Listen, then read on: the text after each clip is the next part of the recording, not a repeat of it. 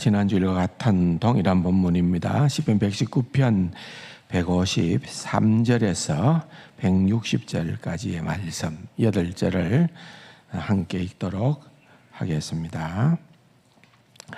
나의 고난을 보시고 나를 건지소서.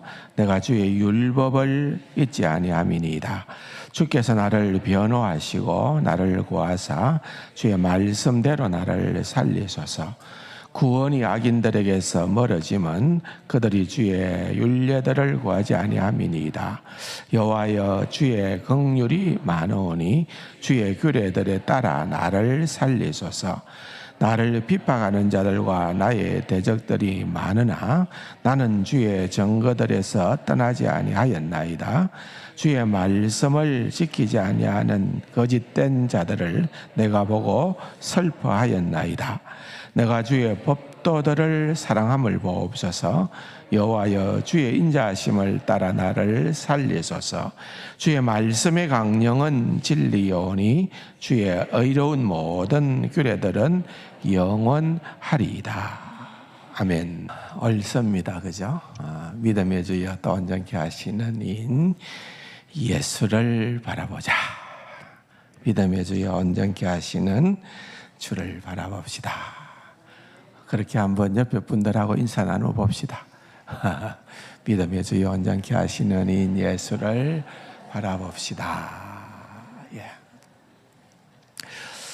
지난 주일날 오후에 우리 교회에서 오랫동안 부목사로 수고를 했던 우리 최성환 목사님이 이제 마침내 담임을 나가게 되어졌습니다. 그런데 담임으로 나가게 된 교회가 통영에 있는 장평교회였습니다.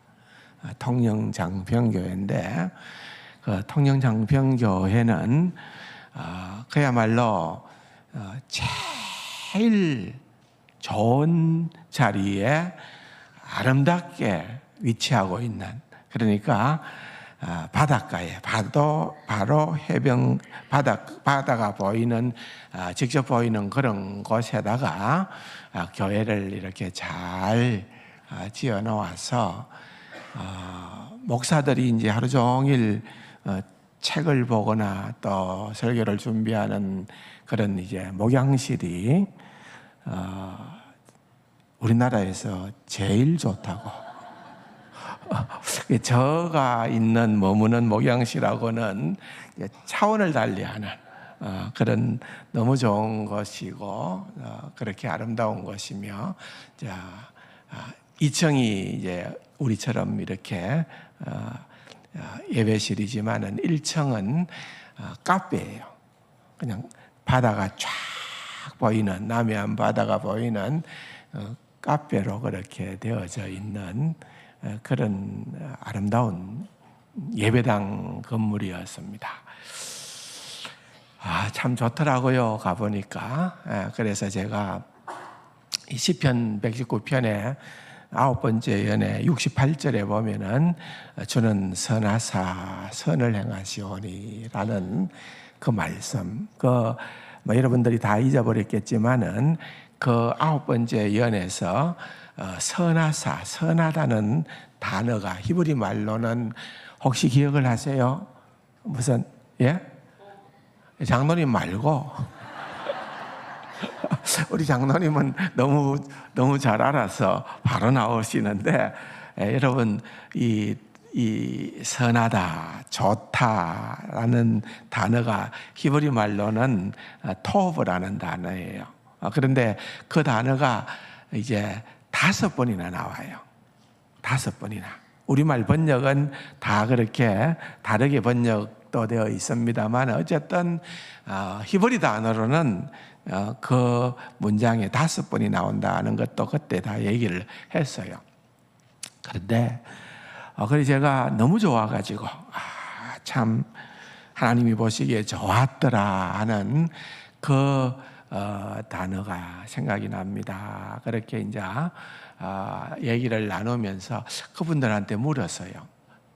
설마 아는 사람이 있겠나 싶어가지고 장평교회 성도님들에게 토브가 무슨 말인지 혹시 아세요? 했더니 방금 장로님처럼 전부 다 좋다는 거 아니에요. 그래요. 제가 속으로 깜짝 놀랐습니다. 와, 수준이 세강교회하고 다르구나.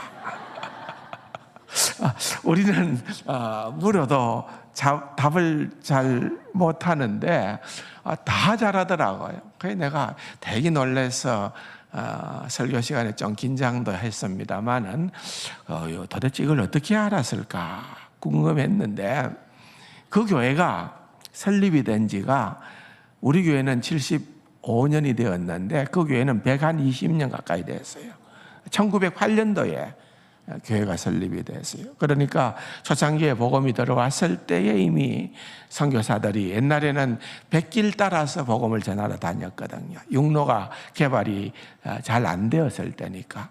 그러니까 그때 복음이 들어갔기 때문에 이분들이 그 신앙의 경륜이 깊어서 아는가 보다, 이런 생각을 해보기는 했는데, 알고 보니까 이제 제가 숙제를 풀었어요. 설교를 마치고 1층 카페에 가서 차를 마시고 또 잠깐 대화를 나누는데, 그 카페의 이름이 토보였습니다. 그 카페 이름이 너무 좋으니까 히브리 말로 토버라고 하는 그 교회 카페니까요. 세상 카페가 아니라 누구나 와가지고서 거기서 차를 그냥 마실 수 있도록 준비를 해놨는데, 그래서 보니까 카페 이름이 토버라고요. 그래서 그분들이 그렇게 잘 알 수밖에 없었다, 그런 생각도 했습니다. 주는 선하사, 주는 선하사. 하나님이 선하다는 거예요. 하나님이 옳다는 거예요. 항상 선을 행하시오니. 그런데 생각해 보십시오. 그 앞뒤에 그 문장을 보면은 지금 다윗이 왕자에 앉았고 그가 원하는 모든 것을 다 이루었고 그의 인생의 전성기를 맞았기 때문에 자신 있게 하나님은 선하다라고 그렇게 선포했는 것이 아니라, 그 내용을 보면은 그는 지금 고난 중에 있었어요. 고난 당한 것이 내게 유익이라고도 얘기를 해요. 고난 당하기 전에는 내가 그릇 행하였더니 고난을 통하여서 주님을 더 깊이 만나고 경험하고 체험하게 되는 겁니다. 여러분, 인생이 그렇더라고요. 예상치 못하는 인생의 복병들이 얼마나 많은 줄 모르는 거예요. 저는 군 생활을 좀 오래 했습니다. 그죠? 군에서 참 좋은 지휘관들을 만나서 그분들이 계속해서 승승장구해서 또 참모총장도 되고 또 국방부 장관도 되고 우리 교회 다 다녀갔었잖아요. 귀한 분들이 참 많이 있어서요. 근래에 그렇게 올라가서 참모총장까지 된 성도님인데 저한테 전화가 왔어요. 목사님, 몇 년 동안 서로 소식을 나눌 기회가 없었습니다. 목사님 뭐 잘 계시고요. 이런저런 이제 안부도 나누고 이야기를 하는데 이제 와중에 그런 얘기를 해요. 목사님 좀 기도 부탁합니다.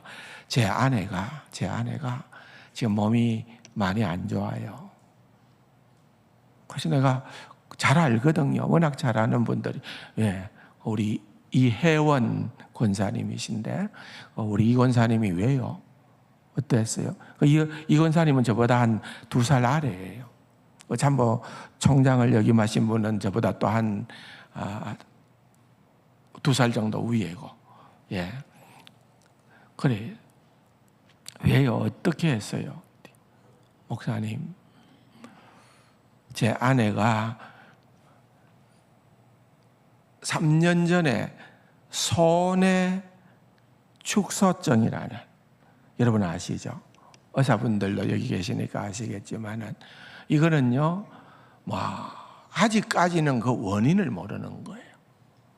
암이라든지 다른 모든 질병들은 어느 정도 원인을 알기 때문에 또한 약도 나오고 치료법이 나오고 그렇게 해서 뭔가가 이렇게 치료가 진행되는 경우가 허다하지만은, 그러나 이 질병은 우리 교회도 이 병을 앓았던 사람이 있기 때문에 내가 잘 알죠. 손의 축소증이라 해서 이게 자꾸만 작은 뇌가 줄어들기 때문에 운동신경도 또 말도 자꾸만 어눌해지는 거예요.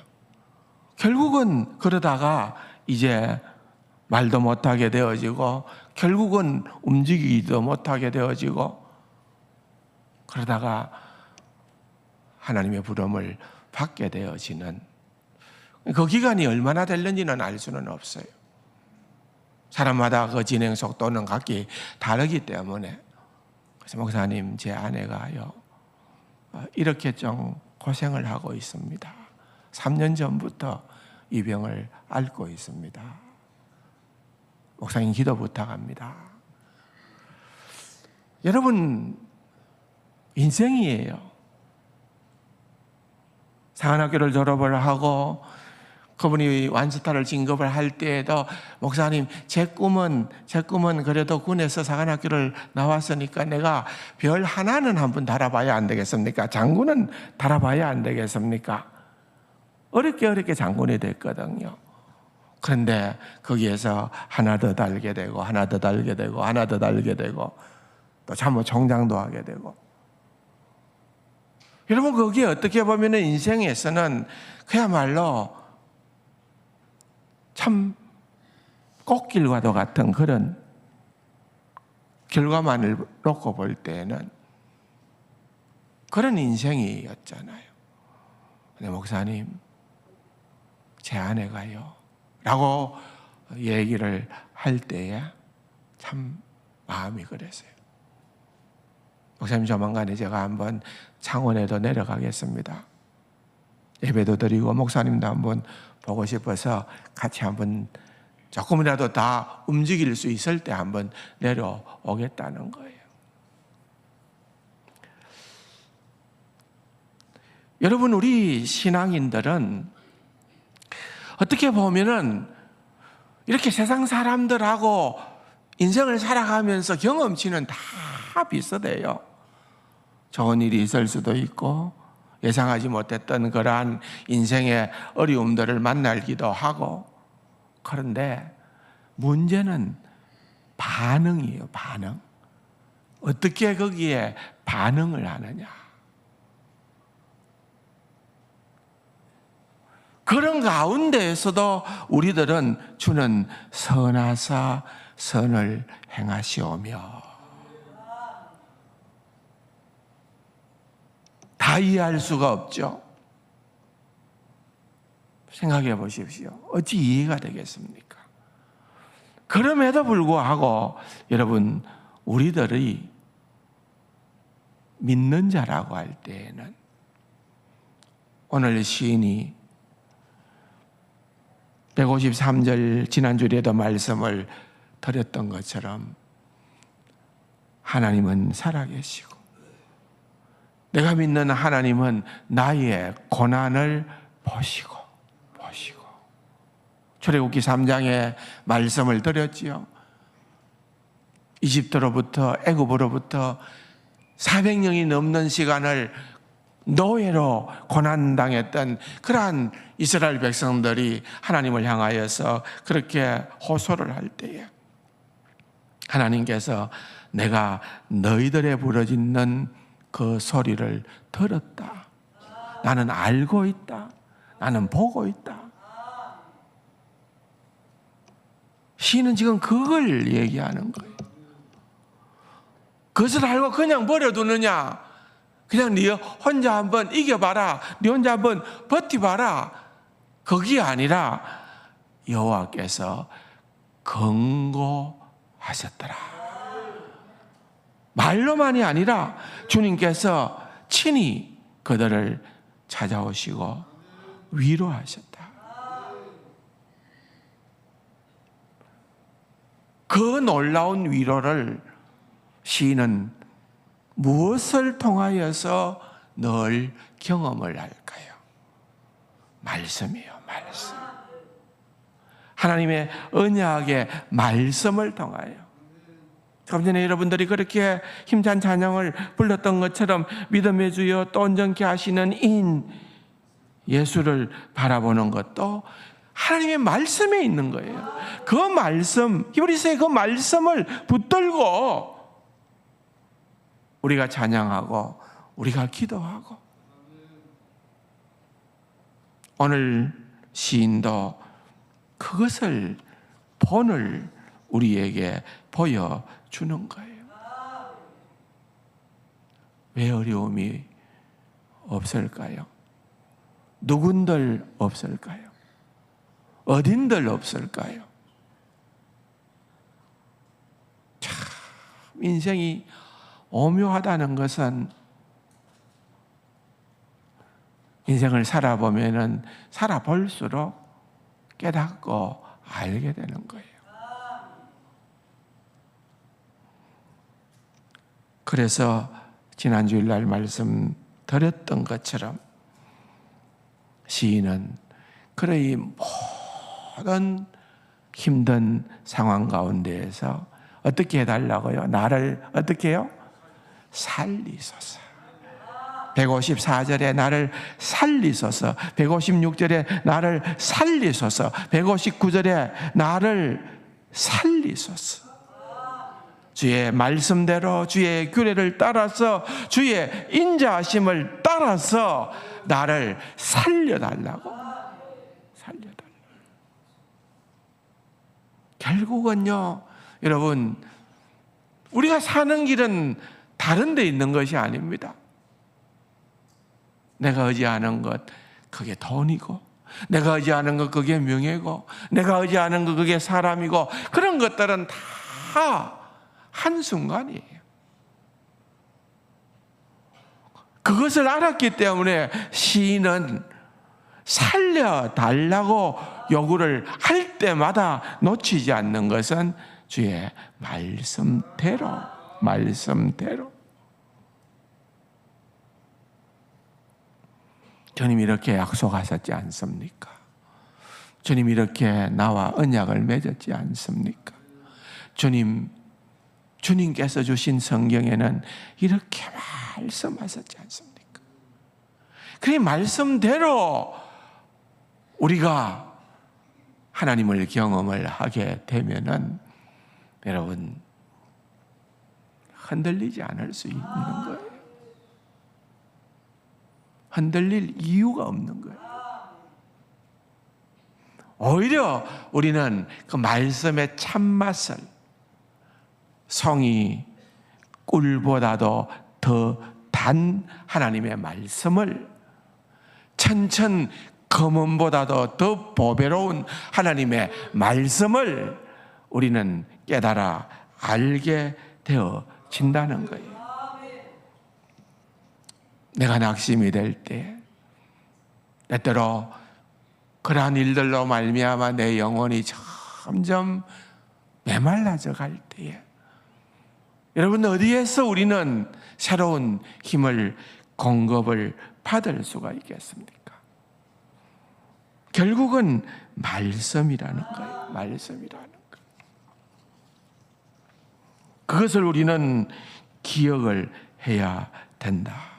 말씀을 보니까 153절에 주께서 나의 고난을 보고 계시는구나. 주께서 나의 모든 형편과 처지를 알고 계시는구나. 그 다음 절에 154절에 보면은 주님이 나를 변호해 주시는구나. 주님이 나를 변호해 주시는구나.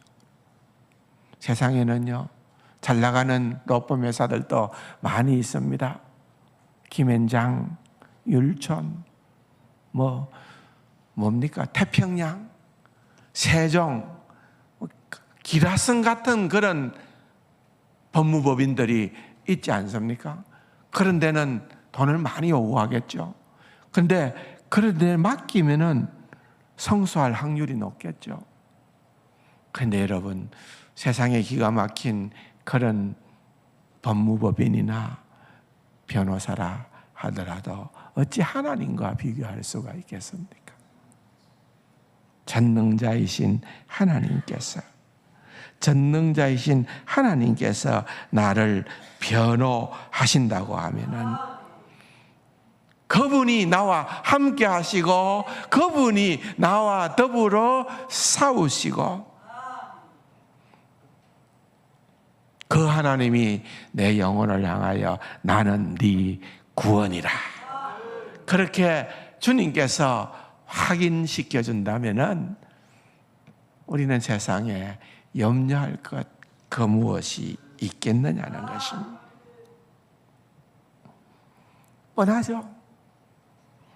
세상 사람들, 믿지 않는 사람들, 또한 대적들의 특징은 주의 말씀을 가까이 하지 않습니다. 고난의 자리에서 힘들어, 너무너무 고달파, 어떻게 해볼까? 이 정도로서 내 생을 정리해버릴까? 그러면 다 잊어버릴까? 그렇지 않으면 어디 물 좋은 계곡으로 가서 아무것도 다 생각지 않고 그냥 흐르는 계곡물에 발 담가 놓고서 그냥 있어 볼까? 세상 사람들은 그들의 돌파구는 그밖에 없어요. 왜? 우리가 믿음을 갖기 전에는 우리의 시야는 태어나서 죽을 때 그게 끝이거든요. 다예요. 그런데 우리가 믿음을 갖게 되어지면은 보이지 않는 것들이 보여지는 거예요. 영원이라는 개념이 우리에게로 들어오는 거예요. 이 땅의 삶이 어렵고 힘들지라도 그게 다가 아니로구나. 그것을 깨닫게 되어지는 것입니다. 그러기 위해서 참된 믿음의 표는 하나님을 말씀을 통하여서 가까이 하는 거예요. 가까이 하면은 하나님께서 어떠한 환경 가운데에서도 하나님은 나를 고아처럼 내버리지 않는다는 것을 알게 되는 거예요. 깨닫게 되는 거예요. 오늘도 너무너무 골치 아픈 일들이 많지. 이러한 때에 내가 이 하루를 어떻게 보낼까? 여러분 염려할 거 없어요. 하나님 내 편이잖아요. 하나님 말씀 주셨잖아요. 우리에게 주신 최고의 선물인 하나님의 말씀이 있잖아요. 하나님이 말씀을 읽어보니까 하나님은 내 구원이라고 하셨으니까 나는 하나님 말씀 붙들겠습니다.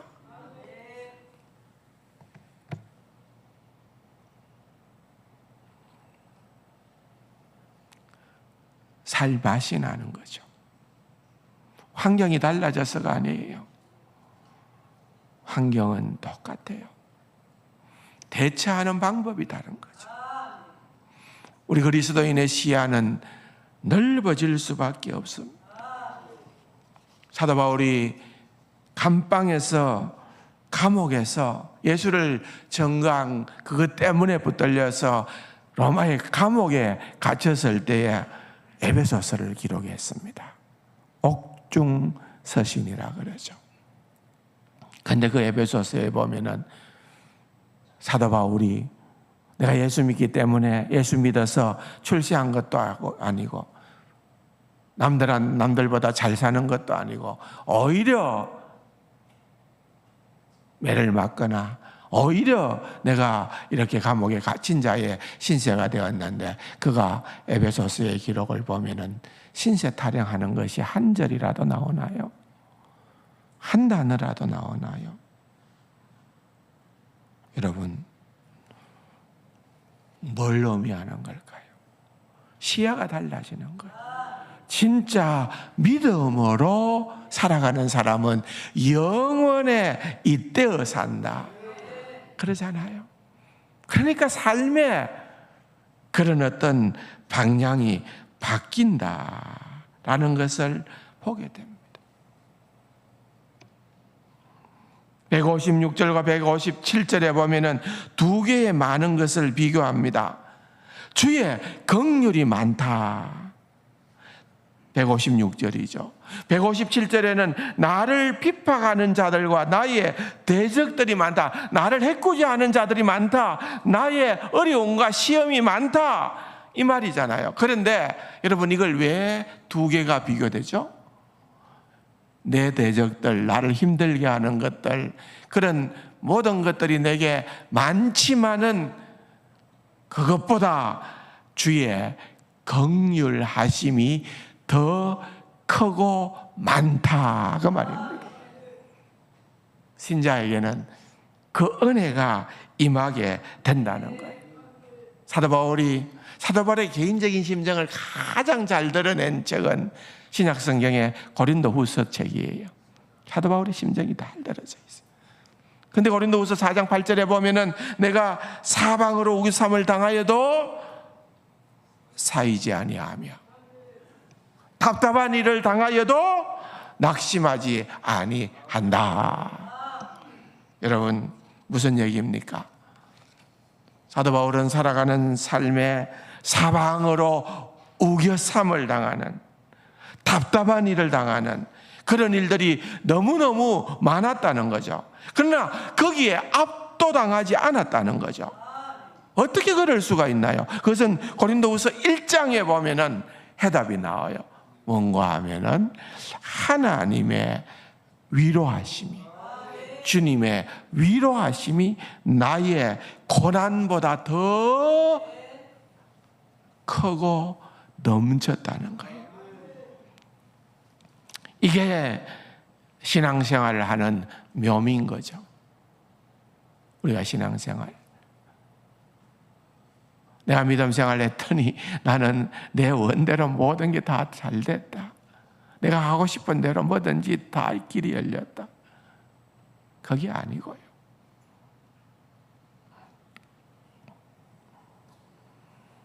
우리는 어려움 당할 때마다 우리는 혼자 어려워하지 않습니다.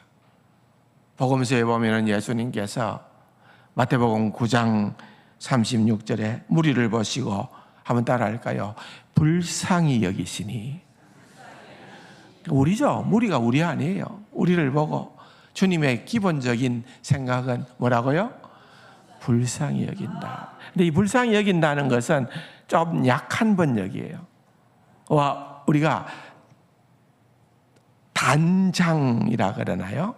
뭐 창자나 내장이나 뭐 간이나 심장이나 이런 것들이 끊겼다, 칼로 베임을 당했다, 이런 것은 너무너무 쓰라릴 때에 표현하는 그 표현 아니에요. 여기에 긍휼이라는 단어가 바로 그런 뜻이에요. 그냥 주님이 네 그래 어려움 처했네, 안 됐다, 말로만 잘 견디봐라, 그러면은 쨍하고 볕이 날 때도 온다이, 그러는 것도 아니고, 주님께서 이 말씀은 우리와 함께 하시는, 그것을 진정으로 아파하시는, 그래서 예를 들면은 성경에 두 구절을 기억하면 좋습니다. 시편 103편의 13절의 말씀과 이사야서 66장의 또 13절의 말씀이에요. 시편 103편도 보면은 아버지가 자식을 긍휼히 여긴같이 여호와께서는 자기를 경외하는 자를 긍휼히 여기신다, 그랬어요. 이사야서 66장에도 보면은 어머니가 자식을 위로한 같이 내가 너희를 위로할 것이다. 여러분, 우리가 이 지상에서 가장 지고한 그러한 사랑을 어떤 사랑으로 보통 비유를 합니까? 자식을 향한 부모의 사랑 아니겠습니까? 그것보다 더 큰 사랑을 표현할 수가 없어서 무조건적인 사랑, 이기적이지 않는 사랑, 주고 줘도 끝없이 주고 싶은 사랑, 그게 부모의 사랑. 그래서 주님의 우리를 향한 긍휼하심을 성경은 이렇게 우리를 향한 부모의 사랑과 비교해서 말씀을 하는 거예요. 그 사랑을 가지고 주님은 우리에게 다가오신다는 거예요. 그래서 나를 살리시고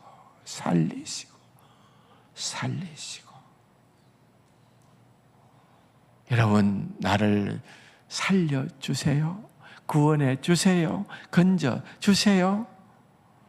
주님 앞에 어려움이 있을 때마다 그것을 갖고 나아갈 수 있는 자는 믿음이 있는 신자 외에는 불가해요. 욥기의 주제가 그거 아닙니까? 욥기의 주제가요. 사탄이 하나님 앞에 뭐라고 이 얘기를 합니까? 하나님께서 사탄에게 네가 저 욥을, 내 사랑하는 자 욥을 유의해서 봤느냐? 저처럼 경건하고 정말 정직하고 또 믿음도 좋고 의롭고 악에서 떠나고 이런 자가 세상에는 없다 하고 하나님께서 욥을 자랑했습니다. 그런데 사탄이 하나님께 뭐라고 얘기합니까? 하나님 뭔 말씀? 욥은 하나님께서 그만큼 동방의 갑부로 그렇게 넘치도록 다 필요한 것을 다 줬기 때문에, 그러니까 하나님을 경배하는 거죠. 하나님 주신 것 다 앗아가 보십시오. 하나님을 원망할 겁니다. 욥은 알 수 없는 고난이 순식간에 밀려왔죠. 그가 가지고 있었던 모든 재산이 다 날아갔습니다. 그의 10자녀도 다 한꺼번에 죽임을 당합니다. 욥은 모든 것이 다 없어질 때에 어떻게 고백합니까? 주시니도 여호와시요 거두시니도 여호와시. 하나님을 찬양합니다. 가진 것 때문에 하나님을 경배한 게 아니라는 것을 욥은 보여준 거예요. 이것이 욥기의 주제이고 우리의 삶의 원리라는 거예요. 사랑하는 성도 여러분, 이것을 꼭 기억하시기를 바랍니다. 이런 기도는 절대로 불신자는 드릴 수 없는 기도입니다. 제가 많이 참고로 하는 찰스 브리지스의 시편 119편 강의에 보면 이런 말이 나옵니다. 참 신자와 명목상의 신자, 이름뿐인 신자의 차이는 눈으로 보기에는 미미하게 보여도 신적인 감동 아래에 있는 사람은, 참신자를 얘기하는 거겠죠, 자신의 심령의 상태에 대해서 크게 불만을 느끼고 거듭 주님께 간구할 필요를 의식합니다. 그러니까 다시 말하면 이 말은 다른 말이 아니고, 우리 진짜 신자는 우리에게 어떤 어려운 일들이 생기면은, 아이고 내가 하나님 믿어봐도 신앙생활 해봐도 그거 별거 아니네, 별거 없네, 그만 믿어야 되겠다. 하나님을 멀리하는 자가 아니에요. 명목상의 신자예요. 이름뿐인 신자예요. 그런데 진짜 신자는 그럴 때에 더 하나님을 가까이 하는 거예요. 살려달라고 하나님께 나아가는 겁니다. 사랑하는 성도 여러분, 이제 오랜 시간 거의 1년 가까이 계속해서 시편 119편을 저희들이 살펴보고 또 살펴봅니다. 오늘도 사실은 이 20번째 이 8절의 말씀을 두 번째로 마무리를 짓고자 생각을 했는데, 준비는 그렇게 했는데 해보니까 다음 주까지 또 해야 될 것 같아요. 그래도 여러분 똑같은 말을 하는 것 같고 1년 동안 똑같은 말을 하는 것 같지만은, 여러분 똑같은 말이라도 여러분들이 얼마나 그것을 깊이 붙드느냐에 달려 있는 거예요.